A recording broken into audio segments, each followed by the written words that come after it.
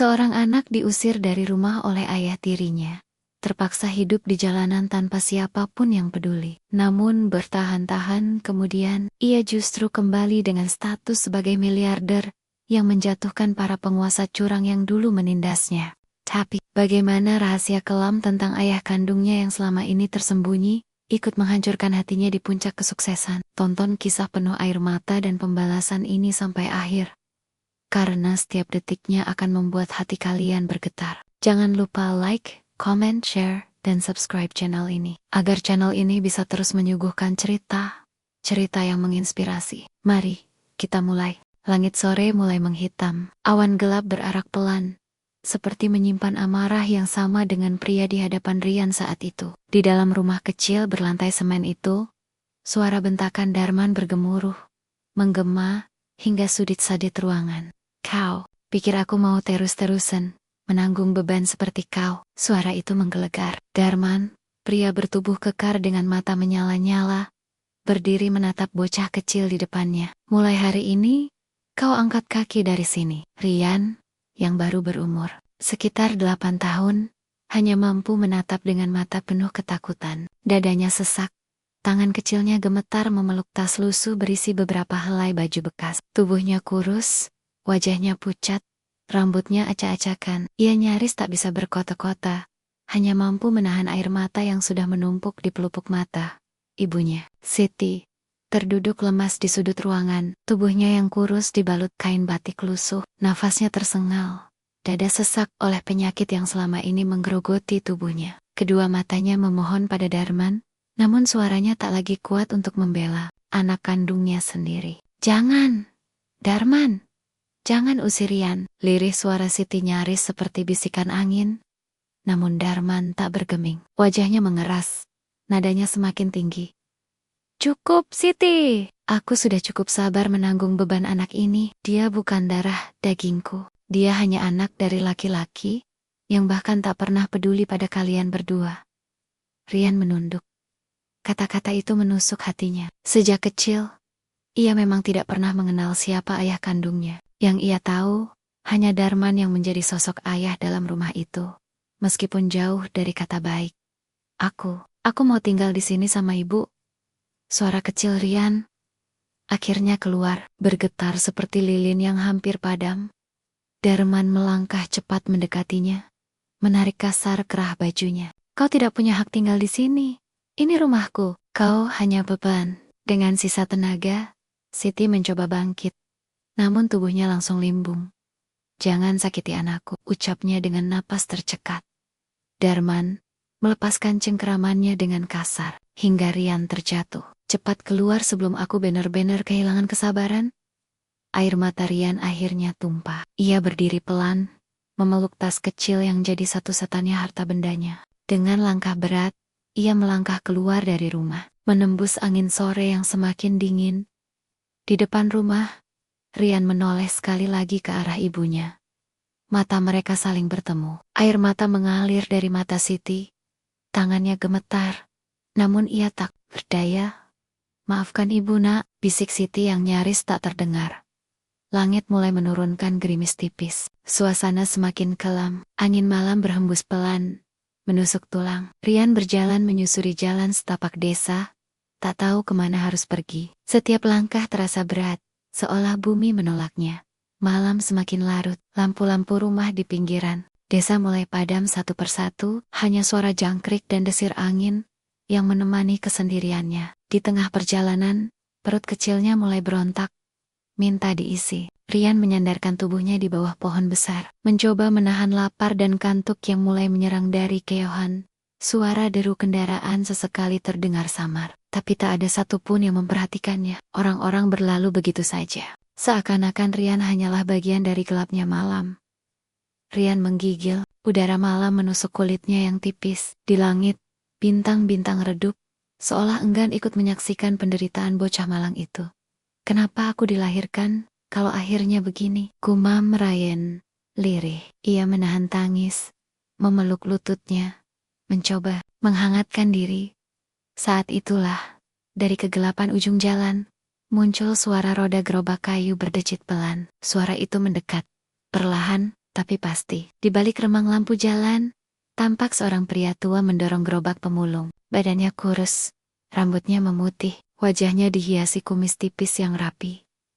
Pria itu menghentikan langkahnya ketika melihat sosok kecil yang meringkuk kedinginan di bawah pohon. "Nak," sapa pria itu lembut, suaranya serak, namun penuh kehangatan. "Kau dari mana? Kenapa sendirian di sini?" Rian menoleh perlahan, masih memeluk lututnya. Ia menatap pria itu dengan mata basah. Namun, ia tak mampu menjawab. Mulutnya terkunci oleh rasa takut, dingin, dan lapar yang bercampur menjadi satu. Pria itu menghela napas. Ia mendekat, menurunkan gerobaknya, lalu berjongkok di depan Ryan. "Apa kau sudah makan, Nak?" Tanyanya lagi. Kali ini, lebih lembut Rian, hanya menggeleng pelan. Pria itu merogoh kantong jaketnya, mengeluarkan sepotong roti tawar yang sudah dibungkus plastik. "Makanlah dulu," ucapnya, sambil menyodorkan roti itu ke tangan kecil Ryan. Dengan ragu, Ryan menerimanya. "Ya manatap," itu sejenak. Kemudian mulai menggigit roti dengan perlahan. Air matanya kembali menetes. Bukan hanya karena lapar, tapi karena untuk pertama kalinya sejak diusir, ada orang yang peduli padanya. Pria itu tersenyum tipis. "Namaku Sarman. Kau boleh panggil aku Pak Sarman." Rian menatap pria itu sambil mengunyah. Perlahan, "Aku, Rian." Pak Sarman mengangguk pelan. Pandangannya tajam, memperhatikan wajah Rian. Ada sesuatu dalam raut wajah bocah ini yang seakan familiar baginya. Garis matanya, bentuk dagunya, bahkan sorot kesedihannya. Seolah ia pernah melihat wajah seperti itu sebelumnya. Namun, ia memilih menyimpan rasa penasarannya untuk sementara waktu. "Kalau kau tak keberatan, ikutlah aku, Nak," ajaknya lembut. "Rumahku memang sederhana, tapi setidaknya kau bisa tidur di tempat yang lebih hangat malam ini." Rian kembali menatap pria tua itu. Di matanya ada keraguan sekaligus harapan, dan akhirnya, dengan suara pelan, ia menjawab, "Baik, Pak." Malam itu, langkah kecil Rian mulai era dari kegelapan penuh kesedihan menuju secercah cahaya harapan di tangan pria tua berhati mulia. Langit pagi menyambut mereka dengan cahaya lembut ketika Pak Sarman dan Rian tiba di tempat tinggal sederhana itu. Sebuah rumah kecil berdinding kayu tua, beratap seng, berdiri di sudut gang sempit kota. Bau logam dari seng yang dipanaskan matahari bercampur dengan aroma lembab kayu lapuk. Namun, dibanding jalanan dingin malam tadi, tempat ini terasa seperti surga bagi Rian. Pak Sarman mendorong gerobaknya ke sudut halaman sempit, lalu membuka pintu rumah yang hampir seluruh engselnya berderit. Di dalam, hanya ada satu ranjang bambu kecil, sebuah tikar lusuh meja kayu tua, dan sebuah kompor minyak tanah di sudut dapur terbuka. Namun semuanya bersih, tertata rapi, dan penuh kehangatan. "Masuklah, Nak," ucap Pak Sarman ramah. Rian melangkah pelan, menatap sekeliling. Meski sederhana, rumah itu terasa jauh lebih aman dibanding tempat manapun yang pernah ia tempati. Pak Sarman mengambil secangkir teh manis yang sudah ia siapkan. "Minumlah dulu, nanti kita cari makan siang bersama." Rian mengangguk pelan, memegang cangkir dengan kedua tangan kecilnya, mencoba menghangatkan telapak tangannya yang masih dingin sisa malam tadi. Setelah beberapa saat hening, suara lirih Ryan memecah suasana. "Pak, kenapa Bapak menolong saya?" Pak Sarman tersenyum, tatapannya mengandung sesuatu yang dalam, seakan menyimpan rahasia yang belum saatnya ia ungkapkan. "Karena aku juga pernah merasakan dinginnya jalanan, Nak. Tidak ada orang yang lahir untuk hidup sendirian di dunia ini." Jawaban itu membuat dada Rian terasa hangat. Ia tak tahu apa yang dimaksud Pak Sarman, namun kalimat itu menenangkan hatinya. Hari-hari berikutnya menjadi awal perjalanan baru bagi Rian. Di pagi hari, ia ikut membantu Pak Sarman mendorong gerobak. Mereka menyusuri gang-gang kota, memungut barang bekas, memilah botol, kardus, dan logam untuk dijual ke pengepul. Setiap sore, setelah selesai mengumpulkan barang, Pak Sarman mengajaknya duduk di depan rumah sambil membaca buku bekas yang mereka temukan. Ada buku-buku sekolah lama, novel usang, bahkan beberapa majalah bisnis yang terbit puluhan tahun lalu. Tanpa sadar, dunia baru mulai terbuka di depan mata Ryan. Ia mulai menyukai cerita-cerita tentang orang-orang yang membangun usaha dari bawah. Ia membaca tentang pedagang kecil yang sukses, tentang bagaimana orang-orang sederhana bisa meraih impian besar. Pak Sarman memperhatikan minat Ryan itu dengan cermat. Buku itu bisa membawamu pergi jauh, nak, katanya suatu sore. Ilmu tidak mengenal miskin atau kaya. Siapapun yang mau belajar akan menang melawan nasibnya. Kalimat itu menancap kuat di benak Ryan. Setiap malam, ia membaca hingga larut. Di bawah cahaya redup lampu minyak kecil, meski hidup pas-pasan, Pak Sarman tidak pernah membiarkan Ryan kelaparan. Setiap hari mereka makan sederhana. Nasi, ikan, asin, atau kadang hanya tempe goreng. Namun di setiap suapan itu, ada kehangatan yang tak pernah Ryan dapatkan sebelumnya. Suatu malam, hujan turun deras. Atap seng bocor di beberapa sudut, meneteskan air ke lantai tanah. Ryan bangun dari tidurnya dan melihat Pak Sarman sibuk menadah air dengan ember plastik. Melihat itu, Ryan mendekat. Biar saya bantu, Pak. Pak Sarman tersenyum. Istirahat saja, nak. Bapak sudah biasa. Tapi Ryan tetap mengambil ember lain. Ikut menampung tetesan air di tengah suara hujan yang membasahi malam. Mereka berdua saling tersenyum. Tanpa banyak kata, keheningan itu penuh kehangatan. Beberapa bulan berlalu, rutinitas mereka terus berjalan. Semakin hari, Ryan semakin terampil memilah barang, bahkan mulai pandai menawar harga di pengepul. Ia memperhatikan bagaimana Pak Sarman bernegosiasi. Belajar cara berbicara, cara menilai barang bekas yang bernilai tinggi. Sampai suatu hari, ketika mereka pulang dari pengepul, Ryan melihat sebuah buku berjudul Dasar-Dasar Bisnis Dagang di tumpukan sampah dekat pasar. Pak, bolehkah saya ambil buku ini? Tanyanya dengan mata berbinar. Pak Sarman mengangguk. Tentu saja, nak. Justru buku-buku seperti itulah yang paling berharga. Sejak hari itu, setiap malam Ryan tenggelam dalam buku itu. Ia belajar tentang bagaimana usaha kecil bisa berkembang, bagaimana memutar modal, bagaimana memahami kebutuhan pasar. Pak Sarman diam-diam mengamati perkembangan anak itu. Dalam hati, ia merasa takjub pada kecerdasan alami yang dimiliki Ryan. Tak sedikit bocah seumurannya yang bisa memahami materi seberat itu, apalagi dalam kondisi hidup yang serba sulit. Suatu sore, ketika mereka duduk di bawah pohon mangga depan rumah, Pak Sarman berkata pelan, "Nak, hidup kita memang berat, tapi kau harus percaya. Besok akan lebih baik, asal kau terus belajar, terus berusaha, dan tak lupa rendah hati. Tuhan akan bukakan jalan." Ryan menatap Pak Sarman dengan mata berkaca-kaca. Ia mengangguk pelan. "Saya janji akan terus belajar, Pak." Malam itu, di bawah sinar rembulan, Ryan menulis sesuatu di kertas sobekan bekas majalah. "Suatu hari, aku akan punya usaha sendiri. Aku tidak akan lagi kelaparan. Aku akan membuat ibu bangga di surga." Pagi itu, mentari baru saja muncul dari balik gedung-gedung tua di sudut kota. Sinar keemasannya menembus celah sempit gang, menyapa dua sosok yang tengah mendorong gerobak kayu mereka. Pak Sarman dan Ryan memulai hari seperti biasa. Menelusuri, geng demi geng, lorong demi lorong, memungut barang-barang bekas yang masih bisa diselamatkan untuk dijual. Bagi banyak orang, pekerjaan memulung mungkin dipandang hina, tapi bagi mereka, inilah jalan hidup yang diajarkan kerasnya nasib. Di setiap botol plastik, di setiap kardus bekas, tersimpan harapan untuk makan hari itu. Namun lebih dari sekadar bertahan, hari-hari bersama Pak Sarman mulai menempa Ryan menjadi pribadi yang kuat. Kalau kau lihat kardus seperti itu, nak, lipat rapi agar harganya lebih bagus di pengepul, kata Pak Sarman sambil memperagakan caranya.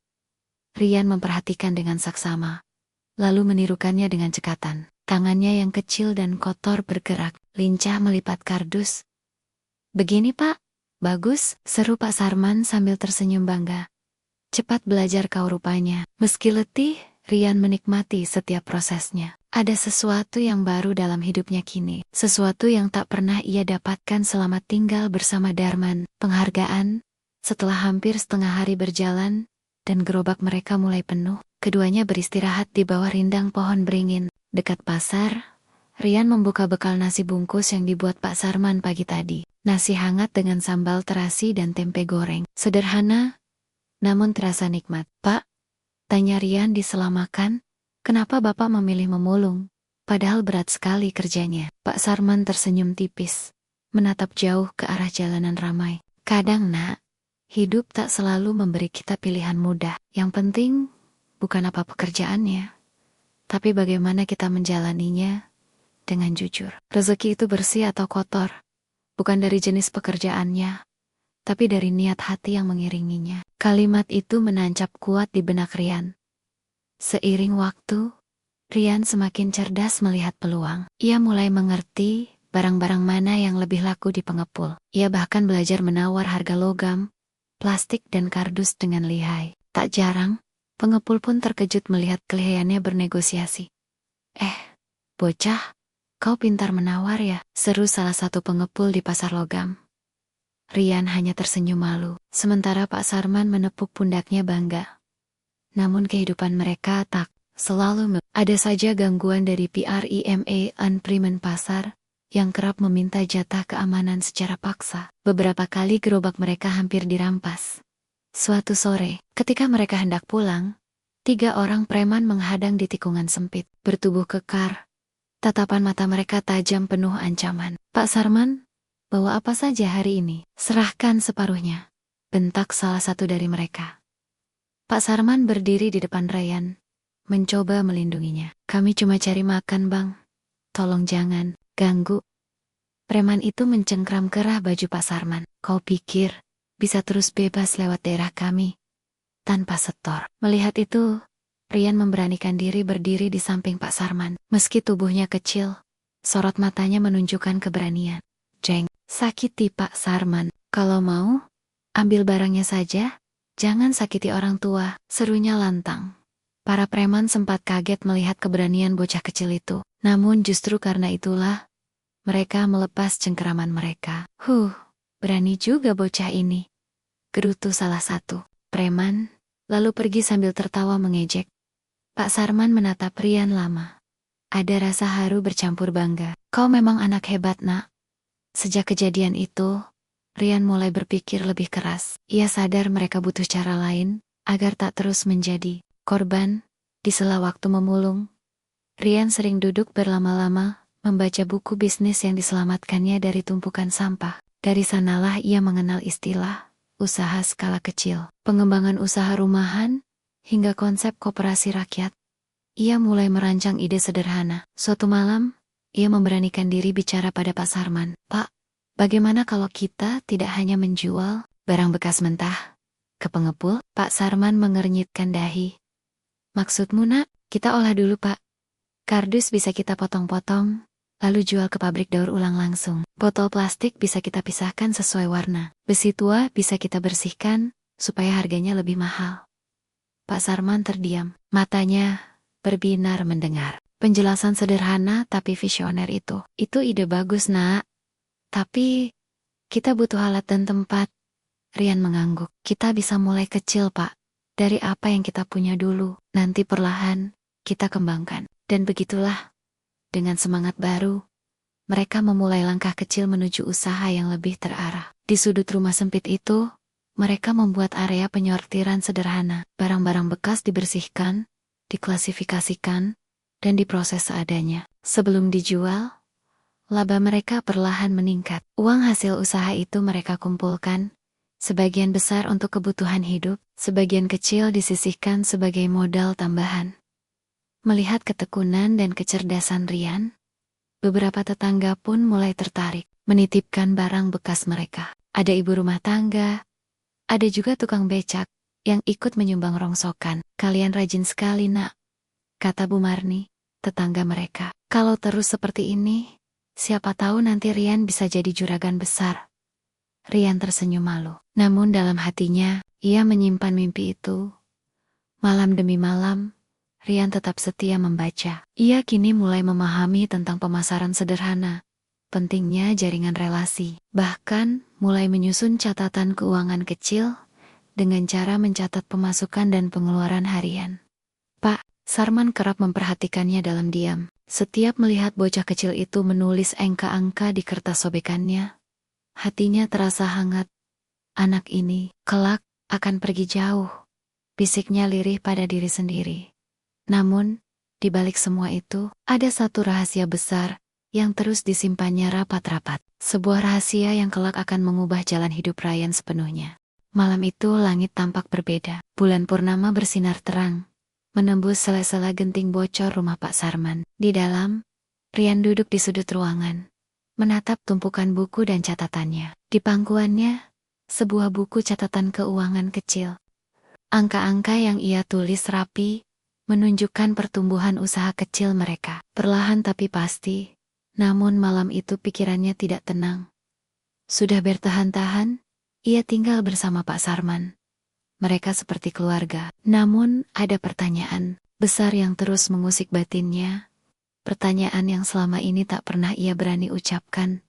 Siapa sebenarnya ayah kandungku? Angin malam berdesir pelan. Di tengah keheningan itu Ryan menandok, memeluk lututnya, lalu berbisik lirih, seakan bicara pada dirinya sendiri.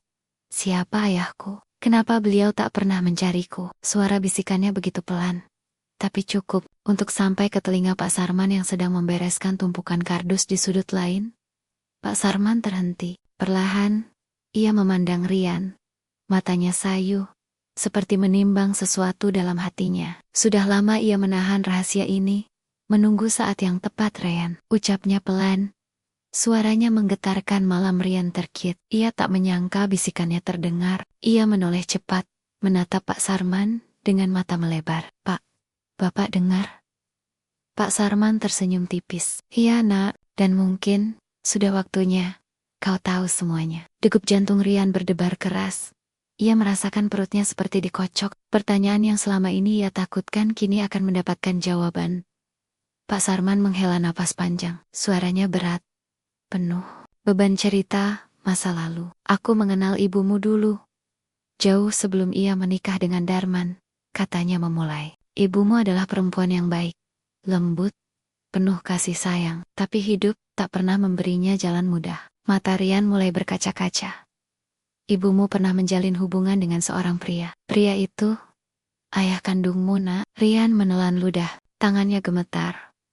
Siapa dia Pak? Pak Sarman menatap keluar jendela, seolah mencari keberanian di balik gemerlap bintang. Namanya Wisnu. Lanjutnya lirih. Dia seorang pengusaha muda, tampan, cerdas, dan sayangnya pengecut. Ryan mengernyit. Pengecut? Iya. Saat ibumu mengandungmu, Wisnu menghilang. Ia takut mempertanggungjawabkan perbuatannya. Ia lari dari tanggung jawab sebagai ayah, meninggalkan ibumu yang harus menanggung semuanya sendiri. Itulah awal penderitaan ibumu nak. Ryan terdiam. Matanya berkaca-kaca, dadanya terasa sesak, seakan dihimpit beban berat. Kenapa beliau tidak pernah mencariku Pak? Tanyanya dengan suara serak menahan tangis. Pak Sarman menggeleng pelan, karena dia memilih hidupnya sendiri. Dia menikah lagi dengan wanita kaya, memperluas usahanya, dan seolah-olah kau tak pernah ada di dunia ini. Butiran air mata mulai menetes dari mata Ryan. Perasaannya campur aduk, marah, sedih, kecewa, dan hampa. Pak Sarman menatapnya dalam-dalam. Tapi dengar ini nak, meskipun darahnya mengalir di tubuhmu, masa depanmu bukan ditentukan oleh siapa ayah kandungmu, tapi oleh siapa dirimu sendiri. Ryan menandok. Air matanya jatuh ke pangkuan. Kenapa ibu tidak pernah menceritakan hal ini padaku Pak? Pak Sarman mengusap punggungnya dengan lembut. Karena ibumu ingin melindungimu dari luka yang lebih dalam. Ia ingin kau tumbuh tanpa rasa benci, tanpa dendam. Ia hanya ingin kau bahagia. Hening melingkupi ruangan kecil itu. Hanya suara detak jam dinding tua yang menemani percakapan berat mereka. Setelah beberapa saat, Ryan mengangkat wajahnya. Matanya merah, tapi kini terpancar api tekad di dalamnya. Pak, saya tidak akan membiarkan hidup saya hancur hanya karena kesalahan orang lain. Saya akan membuktikan bahwa saya bisa berdiri sendiri, tanpa bantuan siapapun, tanpa belas kasihan siapapun, termasuk ayah kandung saya. Pak Sarman tersenyum, menahan haru. Itulah yang selalu kulihat dari dirimu nak. Kau kuat, sangat kuat. Malam itu menjadi malam yang mengubah cara pandang Ryan terhadap hidupnya. Bukan lagi soal siapa ayahnya, tapi siapa dirinya. Hari-hari setelahnya, semangat Rian makin menyala. Ia mulai memperluas usaha mereka. Dengan meminjam uang sedikit demi sedikit dari koperasi kecil, Rian mulai membeli timbangan digital, membeli pisau pemotong kardus, bahkan menyewa sebuah kios kecil di pinggir jalan untuk tempat penyortiran. Beberapa pemulung lain mulai bergabung dengan usahanya. Mereka membentuk kelompok kecil, bekerja sama, saling menguntungkan. Suatu sore, saat Rian sedang menimbang barang di kios, Pak Sarman menatapnya dari kejauhan. Dalam hatinya, ia berbisik, "Kau sudah mulai menapaki takdirmu sendiri, nak. Saat nanti, kau akan berdiri jauh lebih tinggi dari siapapun yang dulu menelantarkanmu." Mereka tak menyadari, di kejauhan, takdir sudah menyiapkan pertemuan yang jauh lebih besar. Pertemuan dengan orang-orang yang dulu menghancurkan hidup Ryan, dan yang kini tanpa sadar, sedang menunggu akibatnya. Pagi itu langit memamerkan semburat merah muda di ufuk timur, seolah memberi restu atas mimpi-mimpi yang sedang tumbuh. Rian berdiri di depan kios kecilnya, menatap papan sederhana bertuliskan, "Rian dan Sarman, pusat daur ulang dan barang bekas." Berkualitas bukan papan mewah, hanya selembar triplek yang dicat tangan dengan tulisan rapi. Tapi bagi Rian, itu adalah awal dari mimpinya. Sebuah nama yang ia bangun dari titik nol. Kios kecil itu berdiri di pinggir jalan pasar tradisional. Tempat yang semula kumuh itu kini mulai tertata rapi. Tumpukan kardus, botol plastik, besi tua, semua dipilah dengan sistem yang sederhana, tapi teratur. Pak Sarman berdiri di sampingnya, tersenyum bangga. "Kau membuat tempat ini seperti perusahaan besar, nak," canda Pak Sarman. Rian tertawa kecil. "Perusahaan besar itu dimulai dari tempat kecil seperti ini, Pak. Suatu saat, orang-orang yang meremehkan kita akan datang sendiri ke sini." Mereka tertawa bersama, namun dalam hati Rian, keyakinan itu bukan sekadar mimpi. Hari-hari berlalu dengan kesibukan baru. Setiap pagi, para pemulung kecil yang tergabung di bawah koordinasi Ryan datang membawa hasil pungutannya. Rian menimbang, mencatat, lalu membayar mereka secara adil. Tak butuh waktu lama, usaha kecil mereka mulai dikenal. Bahkan beberapa pedagang pasar mulai menitipkan limbah dagangan mereka untuk diolah. Sebagian pemilik toko juga menghubungi Rian untuk menjemput kardus dan plastik bekas. Sistem sederhana yang dibuat Rian ternyata memberi kepercayaan. Kejujurannya dalam menimbang, keterbukaannya dalam pembayaran, dan caranya memperlakukan orang-orang dengan hormat, membuat namanya mulai dikenal. Suatu sore, ketika sedang menimbang barang, datanglah seorang pria parubaya berpakaian rapi. Memperkenalkan diri sebagai Pak Johan, pemilik sebuah pabrik daur ulang skala menengah. "Jadi kamu yang namanya Rian?" tanyanya, sambil mengulurkan tangan. "Benar, Pak. Saya Rian. Aku sudah dengar kabar dari beberapa pengepul. Katanya, barang-barang dari tempatmu ini, kualitasnya bagus. Sudah dipilah rapi. Pabrik kami butuh suplai yang stabil. Apa kau tertarik menjadi pemasok tetap kami?" Rian sempat tercekat. Ini lebih cepat dari yang ia bayangkan. "Tentu saja, Pak. Tapi saya masih kecil usahanya. Itu justru bagus. Kami lebih suka kerjasama dengan pengusaha kecil yang jujur dan serius, daripada pengepul besar yang banyak main kotor." Maka terjalinlah kontrak sederhana. Setiap bulan, Rian menyuplai hasil pilahan barang bekas ke pabrik Pak Johan. Dengan adanya kontrak tetap, pemasukan mulai stabil. Rian pun mulai merekrut beberapa anak muda di sekitar kampung untuk membantu proses sortir. Namun, seiring pertumbuhan itu, datang pula tantangan baru. Suatu hari, seorang pria berpakaian nicis menghampiri kios, namanya Burhan, perwakilan dari pengepul besar yang sebelumnya menguasai daerah itu. "Kau bocah ya, yang mulai bikin usaha di wilayah kami?" Rian menatapnya dengan tenang. "Benar, Pak. Ada yang bisa saya bantu?" Burhan menatap tajam. "Kami sudah lama pegang pasar sini. Biasanya orang baru tahu diri, bagi hasil sama kami. Kau ini, bocah kecil. Jangan sok jadi raja di wilayah orang." Rian tetap tenang, meski detak jantungnya berdegup kencang. "Saya tidak mengambil wilayah siapapun, Pak. Saya hanya mencoba hidup dengan jujur. Kalau Bapak butuh kerja sama, kita bisa bicara secara baik-baik." Burhan tersenyum sinis. "Kau pikir bisa seenaknya? Jangan sampai kau menyesal, nak." Pria itu pergi, Pak Sarman mendekat. Hati-hati nak, orang-orang seperti Burhan tidak suka lihat orang kecil tumbuh. Rian mengangguk. Saya siap Pak. Saya tidak akan mundur. Bulan-bulan berikutnya, tekanan dari pihak Burhan makin terasa. Beberapa pengepul kecil yang dulu memasok barang ke Rian ditekan agar berhenti. Truk pengangkut sempat dihalangi. Sempat ada isu miring bahwa usaha Rian memakai bahan ilegal. Namun, Rian tak gentar. Ia justru mencari celah baru. Ia mulai belajar strategi distribusi yang lebih luas. Dengan bantuan Pak Johan, Rian dikenalkan pada Asosiasi Pengusaha Daur Ulang. Dari sanalah, Rian belajar konsep supply chain yang lebih profesional. Ia pun berani menyewa gudang kecil di pinggiran kota sebagai tempat pengumpulan sementara. Dari gudang itu, barang dikemas lebih rapi sebelum dikirim ke pabrik.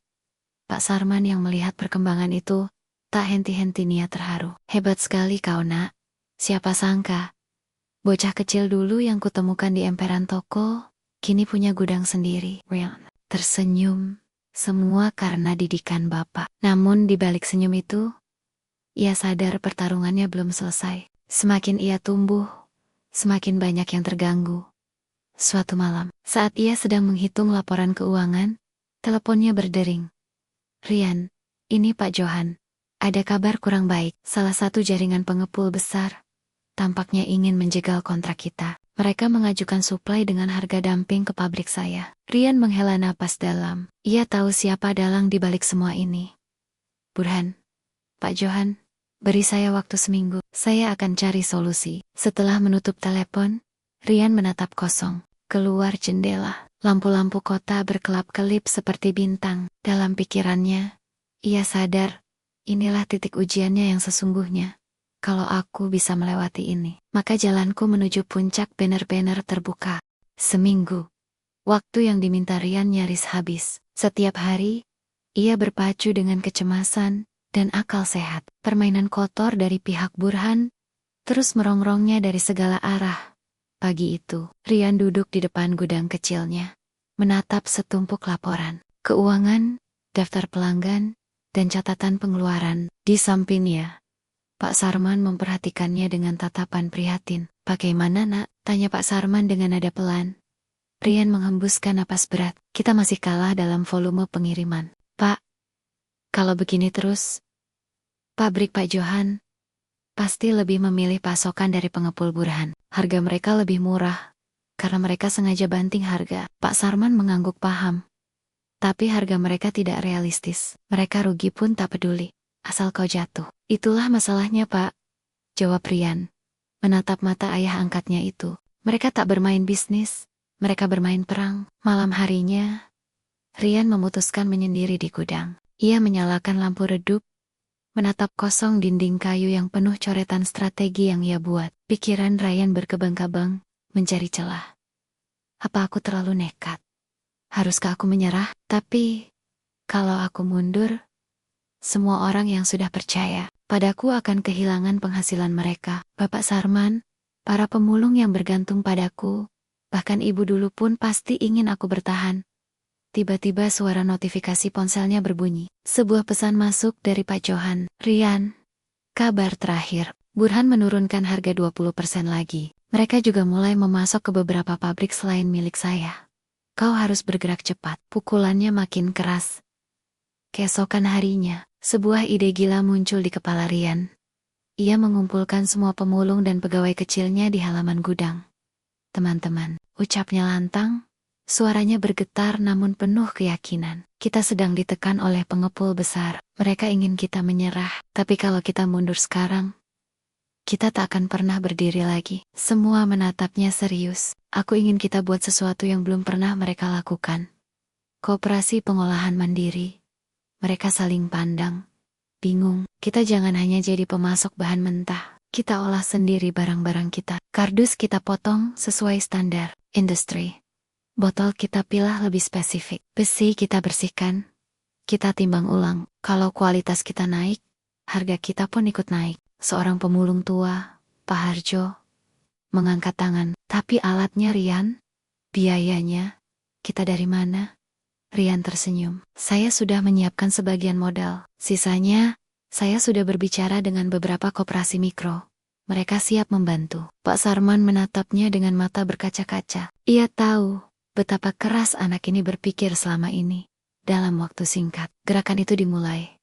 Gudang kecil mereka disulap menjadi mini pabrik pengolahan sederhana. Mesin pemotong kardus bekas dipasang, alat pencuci botol plastik sederhana dirakit. Dari drum bekas, bahkan mereka mulai memilah logam sesuai jenisnya.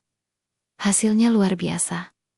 Kualitas barang mereka melonjak drastis. Saat pengiriman berikutnya tiba di pabrik Pak Johan, manajer gudang pabrik itu terkejut. Ini luar biasa, Ryan. Barangmu sekarang lebih baik daripada suplai dari pengepul besar. Pak Johan yang ikut hadir mengangguk puas. Ini yang kubilang dari awal. Anak ini tidak hanya pintar, tapi berani berbeda. Dengan kualitas tinggi itu, harga jual barang Rian naik signifikan. Bahkan setelah dikurangi ongkos pengolahan tambahan, keuntungannya tetap lebih besar. Namun kemenangan sementara ini belum membuat Burhan menyerah. Beberapa hari kemudian, serangan baru datang. Petugas dinas perizinan tiba-tiba datang ke gudang membawa surat penyegelan. Maaf, kami menerima laporan adanya dugaan pelanggaran izin lingkungan. Kami diminta menghentikan sementara operasional di sini, ujar salah satu petugas. Wajah para pekerja pucat. Rian berusaha menahan emosinya. Siapa yang melaporkan? Pak, tanyanya tenang. Itu bagian penyelidikan kami, jawab si petugas sambil memasang segel di pintu gudang. Setelah petugas pergi, semua mata memandang Rian dengan cemas. Gudang mereka kini tak bisa beroperasi. Pasokan berhenti total. Pak Sarman menepuk pundaknya. Burhan pasti di belakang ini, nak. Rian mengepalkan tangan. Iya, Pak. Dia benar-benar tak ingin kita bangkit. Di malam harinya, Rian termenung di depan rumah. Pandangannya kosong. Menembus gelap, Pak Sarman duduk di sampingnya. Kalau kau ingin berhenti, nak, Bapak tidak akan marah. Rian menggeleng cepat. Tidak, Pak. Justru sekarang kita makin dekat dengan puncak. Kalau kita bertahan sedikit lagi, kita akan menembus batas yang mereka takutkan. Matanya berkilat. Keyakinannya seperti baja yang ditempa ribuan kali. Ia tahu, perang besar ini baru benar-benar dimulai. Beberapa hari setelah penyegelan gudang, situasi semakin memburuk. Para pekerja tak lagi memiliki penghasilan. Gudang yang selama ini menjadi tempat bergantung puluhan keluarga kini sunyi. Pintunya terkunci rapat oleh segel dinas. Namun Rian belum menek. Diam-diam, ia mencari jalan hukum, mengajukan banding ke dinas terkait. Bahkan berkonsultasi dengan pengacara pro bono yang dikenalkan oleh Pak Johan. Setiap malam, Rian pulang dalam kelelahan. Wajahnya kian pucat. Beban mental menghimpitnya tanpa ampun. Pak Sarman, yang selalu menjadi tempatnya bersandar, terus menemaninya dengan sabar. Ini sudah lebih dari sekadar bisnis, Pak, ucap Rian pada suatu malam. Ini soal harga diri kita, sebagai orang kecil yang berusaha hidup layak. Pak Sarman mengangguk pelan, dan terkadang, justru itulah yang paling ditakuti oleh orang-orang rakus di atas sana. Di tengah usaha kerasnya mencari keadilan, datang kabar yang menghancurkan. Pesan masuk ke ponselnya dari pengacara. Rian, permohonan bandingmu ditolak. Ada dokumen baru yang memberatkan. Maafkan aku, anak muda. Rian tertegun. Tangannya gemetar. Ia tak mengerti. Dari mana lagi datangnya tuduhan itu? Belum sempat menenangkan diri. Kabar buruk berikutnya tiba. Pak Johan menelepon dengan suara berat. Rian, aku harus memberitahumu langsung. Mulai bulan depan, pabrik tak bisa lagi menerima suplai darimu. Kenapa, Pak? Bukankah kualitas kami yang terbaik? Tanya Rian nyaris berteriak. Betul. Tapi mereka menekan kami dari sisi lain. Izin pabrik kami terancam dicabut karena berurusan dengan mitra yang sedang dalam sengketa hukum lingkungan. Rian memejamkan mata. Tubuhnya bergetar hebat. Maafkan aku, nak. Lanjut Pak Johan dengan suara lirih. Aku sudah melawan sejauh yang aku bisa. Telepon terputus. Dalam sekejap, semua jalur distribusi Rian lumpuh total. Usaha yang ia bangun dengan keringat dan air mata kini nyaris runtuh. Malam itu, Rian kembali duduk di depan rumah bersama Pak Sarman. Keheningan malam terasa menyesakkan dada. Pak Sarman memandang wajah murung anak angkatnya itu. Kalau kau ingin berhenti, Bapak tetap bangga padamu, nak. Namun Rian hanya menatap kosong. Bapak, aku tak mengerti lagi. Mengapa hidup ini begitu kejam kepada orang-orang yang cuma ingin hidup jujur? Pak Sarman menghela napas panjang, karena kejujuran adalah ancaman terbesar bagi mereka yang terbiasa menginjak orang lain. Air mata Rian menetes. Ini adalah malam terkelam dalam hidupnya. Beberapa hari kemudian, datanglah pengkhianatan yang paling memukul.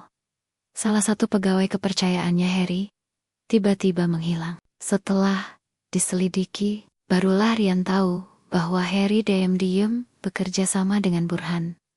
Harry memberikan dokumen-dokumen internal perusahaan kecil Rian.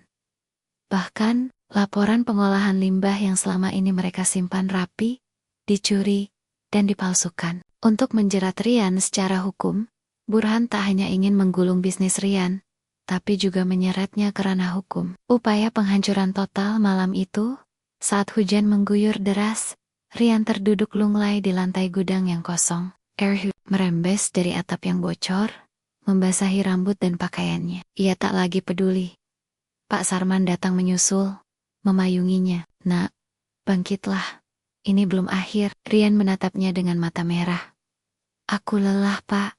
Semua sudah hancur." Pak Sarman meletakkan kedua tangannya di bahu Rian, menatapnya dalam-dalam. "Kau tahu kenapa aku menyelamatkanmu dulu di emperan toko, Nak?" Rian menggeleng perlahan. "Karena aku pernah seperti dirimu. Dulu, aku hanyalah sopir ayah kandungmu, Wisnu." Dek, pengakuan itu membekukan udara malam yang dingin. Mata Rian membelalak. "Apa, Pak? Maksud Bapak?" Pak Sarman mengangguk pelan. "Aku tahu siapa ayah kandungmu sejak awal. Aku bekerja untuknya. Melihat bagaimana ia meninggalkan ibumu begitu saja. Saat ibumu meninggal, aku tahu kau tak punya siapa-siapa lagi. Maka aku membawamu, membesarkanmu sebagai penebusan dosaku." Air mata Rian tumpah, tanpa bisa dibendung. "Pak, kenapa baru sekarang Bapak katakan?" "Karena aku tak mau kau hidup dengan dendam. Tapi kini, Nak, sudah saatnya kau tahu semua kebenaran. Kau bukan orang kecil. Darah pengusaha besar mengalir dalam dirimu. Tapi bukan darahnya yang membuatmu kuat, melainkan hatimu." Rian memejamkan mata. Tangisnya pecah di pelukan Pak Sarman. Malam itu, di tengah kehancuran hidupnya, justru lahir sebuah kekuatan baru dalam jiwanya. "Aku tak akan kalah. Tidak sekarang, tidak selamanya." Setelah malam pengakuan itu, Rian tak lagi sama. Kesedihan, kemarahan, pengkhianatan, dan kebenaran yang selama ini tersembunyi, kini melebur menjadi satu kekuatan yang mengalir deras di dalam dadanya. Ia tak lagi duduk termenung. Ia bangkit. Pagi itu, Rian mengajak Pak Sarman berjalan kaki menyusuri gang kecil di belakang pasar. "Pak, aku punya rencana." Pak Sarman menoleh. "Rencana apa, Nak?" "Aku ingin menyerang balik. Tapi bukan dengan cara mereka." Suara Rian mantap. "Kita mainkan permainan yang selama ini mereka abaikan. Hukum." Pak Sarman mengernyit. "Kita gunakan apa yang mereka anggap senjata, jadi bumerang buat mereka." Selama 2 minggu, Rian diam-diam mengumpulkan semua bukti kecurangan Burhan. Berbekal rekaman percakapan yang berhasil ia dapat dari salah satu mantan anak buah Burhan yang kecewa, serta dokumen manipulasi data limbah ilegal yang selama ini disembunyikan oleh kelompok Burhan. Rian menyusun semua dengan rapi. Bantuan datang dari tempat yang tak terduga. Pak Johan, yang selama ini menyesal, tak bisa banyak membantu, mempertemukan Rian dengan seorang pengacara senior, Ibu Laras, yang terkenal membela pengusaha kecil yang tertindas. "Rian, apa kamu benar-benar siap?" tanya Ibu Laras dalam pertemuan pertama mereka. "Lebih siap dari sebelumnya, Bu," jawab Rian mantap. Ibu Laras tersenyum. "Kalau begitu, kita serang balik." Beberapa hari kemudian, laporan resmi masuk ke meja kepala Dinas Lingkungan Hidup, Kejaksaan, hingga media nasional. Kasus kecurangan Burhan meledak bak bom waktu. Berita headline di media online terpampang. Pengusaha pengepul besar terjerat kasus limbah ilegal. Data dicurigai dipalsukan. Bertahun-tahun Burhan tak berkutik. Pemeriksaan demi pemeriksaan dilakukan. Bukti-bukti yang selama ini disembunyikan, kini menjadi jerat di lehernya sendiri. Para pejabat dinas yang selama ini melindungi Burhan pun ikut terseret. Satu persatu, Jaringan mafia bisnis kotor mulai terbongkar, namun puncaknya terjadi di sidang pengadilan. Rian hadir sebagai saksi utama. Dengan suara tenang, ia memaparkan semua fakta di depan hakim. Suaranya mantap, matanya tajam.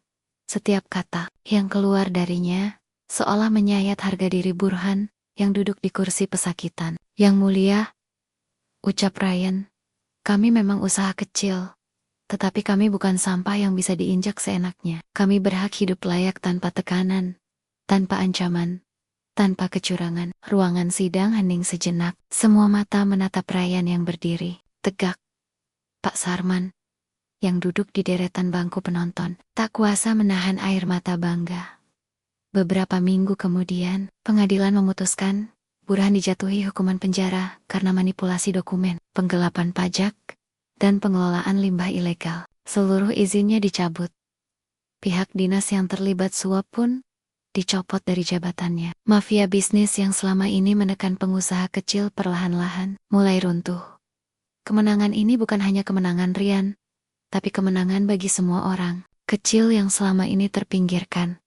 Tak lama setelah vonis pengadilan, izin usaha Rian dipulihkan. Bukan hanya itu, pabrik-pabrik besar yang dulu ragu, kini justru berebut menjalin kontrak dengan Ryan. Media-media nasional mengulas kisahnya sebagai dari anak terbuang. Jadi raja daur ulang nasional. Pada suatu sore, Rian berdiri di depan bangunan barunya, sebuah pabrik pengolahan daur ulang modern yang ia bangun dari keringat perjuangannya sendiri.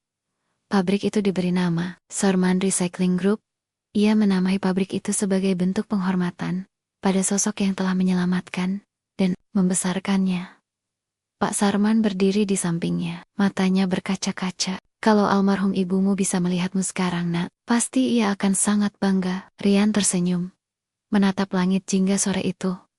Semua ini berkat Bapak, dan berkat semua orang yang dulu dianggap remeh. Kini saatnya kita membuktikan bahwa orang kecil juga bisa berdiri setara.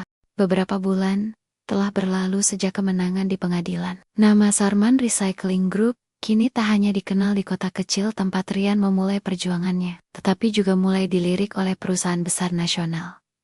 Para pemulung yang dulu tak punya penghasilan tetap, kini bisa menyekolahkan anak-anak mereka. Rian menciptakan sistem bagi hasil yang adil. Mereka bukan lagi pekerja serabutan, tapi bagian dari koperasi yang kuat. Suatu sore, ketika matahari mulai condong ke barat, sebuah mobil mewah berwarna hitam berhenti di depan pabrik baru Ryan. Dari dalam mobil, turunlah seorang pria berusia 50-an dengan jas mahal. Wajahnya tirus, rambutnya disisir rapi ke belakang, matanya tajam menatap bangunan megah itu. Itulah Wisnu, ayah kandung Rian, ditemani asistennya. Wisnu melangkah ke ruang tamu kantor Rian. Resepsionis yang tak mengenalnya pun langsung melapor ke atas. Pak Rian, ada tamu. Mengaku bernama Wisnu. Rian, yang saat itu sedang berdiskusi dengan Pak Sarman dan tim pengembang bisnis, terdiam sejenak. Darahnya berdesir. Nama itu, nama yang lama hanya ia dengar dari pengakuan Pak Sarman, nama yang menandai sebagian luka masa kecilnya. Pak Sarman menepuk bahunya dengan pelan. Temuilah dia, nak. Rian menarik napas panjang, mencoba menenangkan pikirannya. Ia berjalan ke ruang tamu. Saat pintu terbuka, mata mereka bertemu. Wisnu sempat terpaku melihat Rian dewasa, gagah, berwibawa, dengan sorot mata yang penuh keyakinan. Jadi, ini kau, ucap Wisnu pelan. Benar. Aku Rian, jawab Rian dingin.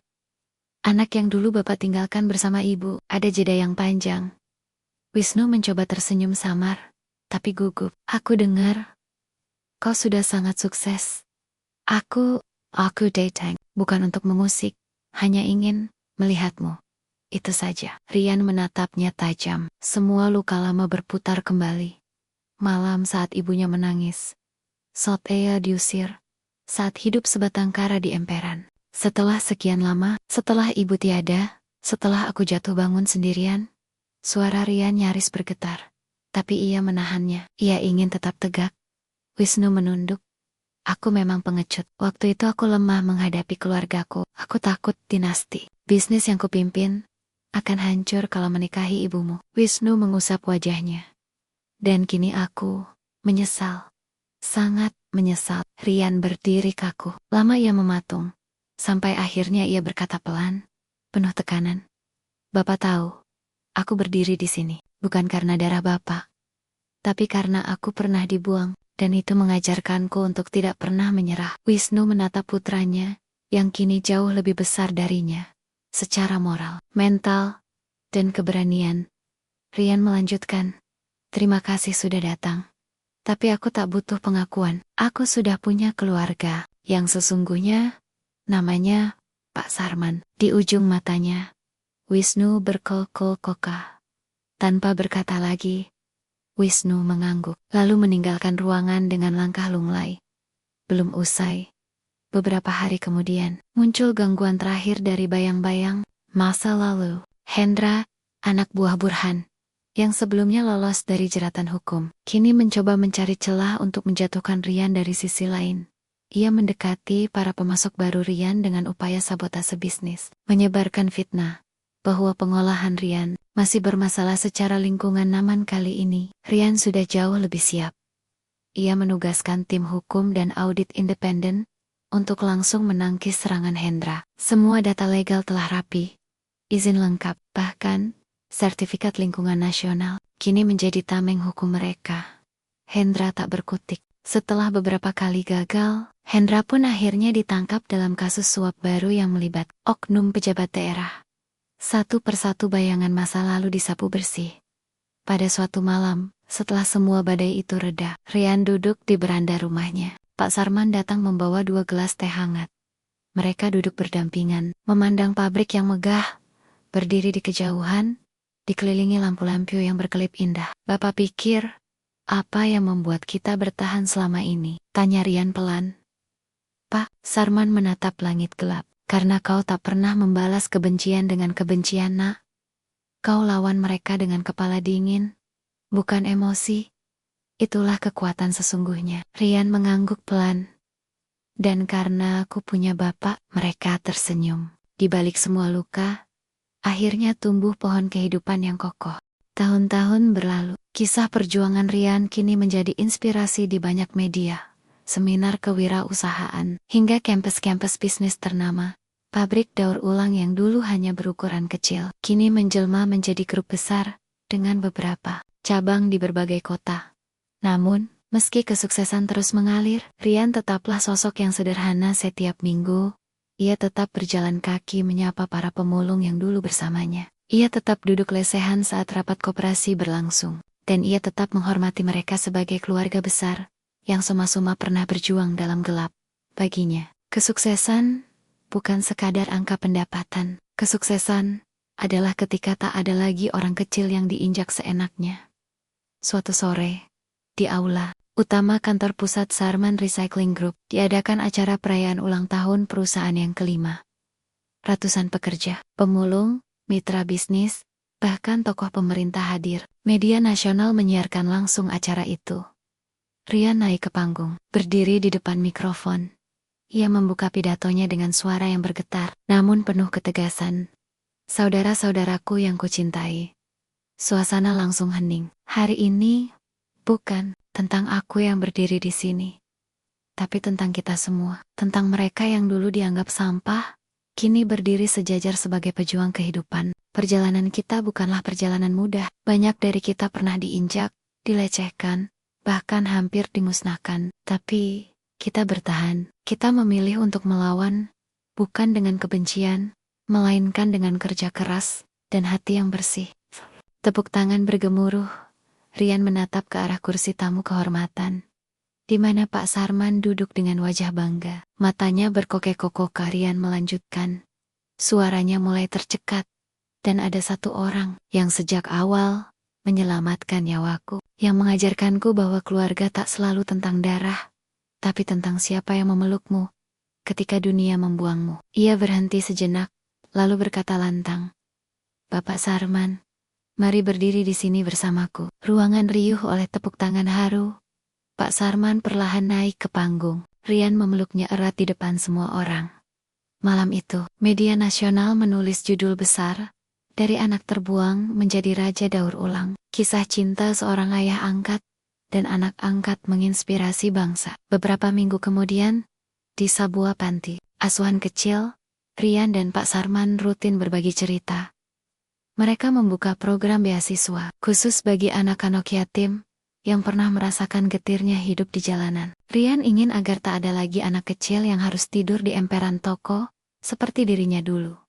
Di sebuah sudut, ada bocah lelaki kecil yang sedang duduk menatap mereka. Rian menghampirinya, berjongkok, dan berkata lembut, "Namamu siapa, nak?" Oke. Itu menjawab pelan, "Adit, Om." Rian tersenyum, lalu menepuk bahunya. "Mulai hari ini, kau bagian dari keluarga besar kita, Adit." Matahari sore perlahan tenggelam. Langit jingga memeluk mereka dengan kehangatan. Dan di sanubari Rian, ia tahu, perjalanan ini bukan sekadar kisah tentang dendam yang dibalas, tetapi tentang luka yang dipulihkan, tentang cinta yang dibangun dari puing-puing masa lalu, tentang sebuah pelajaran. Dibuang bukan akhir. Kadang, itu justru awal dari kisah besar yang tak pernah diduga.